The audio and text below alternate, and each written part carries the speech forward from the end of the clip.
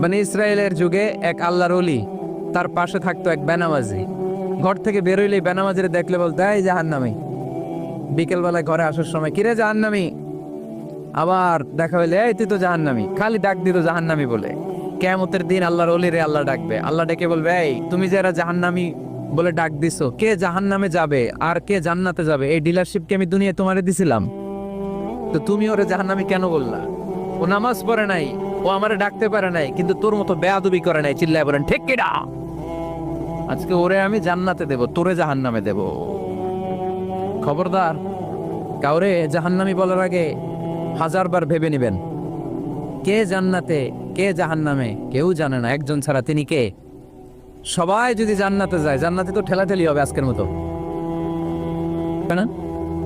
সর্বশেষ জাহান্নামের আগুনে 1000 বছর পুরে যে লোকটা জান্নাতে যাবে, তার জান্নাতের সাইজ হবে এই পৃথিবীর 10 গুণ। জান্নাতের এক একটা যে দরজা হবে, বিশ্বনবী বললেন, মা বাইনা মাক্কা তাওয়া হাজার। সৌদির মক্কা শহর থেকে বাহরাইনের হাজার শহর যত লম্বা, জান্নাতের এক একটা দরজা ঠিক তত লম্বা। সেই হিসাবে এক ধাক্কায় কয়েক হাজার কোটি জান্নাতি একবারে ঢুকবে। আমরা আমাদের দরজা দিয়ে, ঘরের দরজা দিয়ে একসাথে কয়জন ঢুকি? বড় জোর 2 জন। তার চেয়েও ধাক্কাধাক্কি করে সর্বোচ্চ জান্নাতে এক একটা দরজা দিয়ে এক ফাউজে একবারে ঢুকতে পারবে কয়েক হাজার কোটি বানি আদম। তো ওই জান্নাত যদি আল্লাহ সবাইরে দেয়, আমার কোনো সমস্যা আছে? এজন্য ইবাদত নিয়ে যেন আমরা কখনো অহংকার না করি, ইলম নিয়ে যেন কখনো অহংকার না করি। আমরা যেন বিনয়ী হই, আমরা যেন নিচু হই। কেউ নিচু হতে চাইলে আল্লাহ তারা টেনে ওঠায়, আর কেউ উপরে উঠতে চাইলে আল্লাহ থাপ্পড় মেরে জামিনে গেড়ে দেয়। চিল্লায় বলেন ঠিক কিনা? সাইয়েদনা আদম আলাইহিস সালাম ভুল করলেন, ক্ষমা চাইলেন, ক্ষমা করে দিল কে? এজন্য আমাদেরও যদি ভুল হয়ে যায়, আমরা আল্লাহর কাছে মাফ চাইবো। মাফের দরজা খোলা আছে না নাই? আবার সাইয়েদনা ইব্রাহিম আলাইহিস সালাম দোয়া করলেন, রব্বি জাআলনি মুকিমাস সালাতি ওয়া মিন যুররিয়াতি রব্বানা ওয়া তাকাব্বাল দুআ।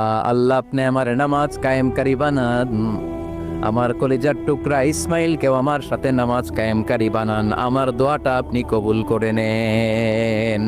সালাতে কায়েম করো, সালাতে কায়েম করো, হবে সম্মানী তুমি, হবে জান্নাতি তুমি, হবে সম্মানী তুমি, হবে জান্নাতি তুমি।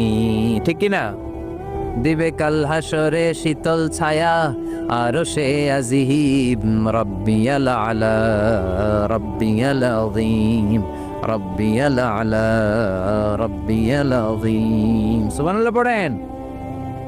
এরপরে কোনো বিপদে যদি পড়ে যাই, কোনো আপদ মুসিবতে যদি পড়ে যাই, কি দোয়া করতে হবে? সাইয়েদনা ইউনূস আলাইহিস সালামের ওই দোয়াটাও আল্লাহর কোরআনে আছে না নাই? লা ইলাহা ইল্লা আনতা সুবহানাকা ইন্নী কুনতু মিনাজ জালিমিন। সবাই পড়েন, লা ইলাহা ইল্লা আনতা সুবহানাকা ইন্নী কুনতু মিনাজ জালিমিন। লা ইলাহা ইল্লা আনত, আপনি ছাড়া কোনো ইলাহ নাই, সুবহানাক, আপনি পবিত্র, ইন্নী কুনতু মিনাজ জালিমিন, আল্লাহ আমি জুলুম করেছি, ভুল করেছি, অন্যায় করেছি, আপনি ছাড়া বাঁচানোর কেউ নাই। ঠিক কি না? আল্লাহ ছাড়া বাঁচানোর কেউ আছে? তরানোর কেউ আছে? আমি ছাড়া আল্লাহর আরো গোলাম আছে না নাই?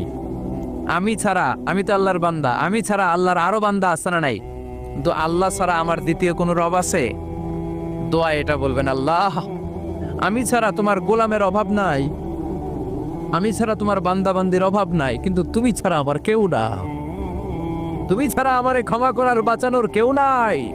এজন্য বিপদে পড়লেই একটা নাম নিতে হয়, তিনি কে? লা ইলাহা ইল্লা আনতা সুবহানাকা ইন্নী কুনতু মিনাজ জালিমিন। এটা বিপদে পড়ার দোয়া। বিপদে পড়লে এই দোয়া পড়বেন। মুক্ত করবে কে? মাছের পেট থেকে সাইয়েদনা ইউনূস আলাইহিস সালামকে বাঁচালেন কে? আমাদের দেশে এটা শুধু ওই যে বজ্রপাত পড়লে পড়ে, তাই না? কি কয়? ঠেড়া, ঠাড়া, ঠাটা, বজ্রপাত শুদ্ধ বাংলায়।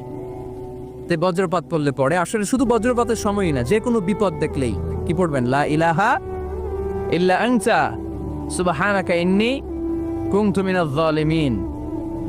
71 সালে পাক হানাদার বাহিনী এদেশের মানুষদের উপর অনেক অত্যাচার করেছিল।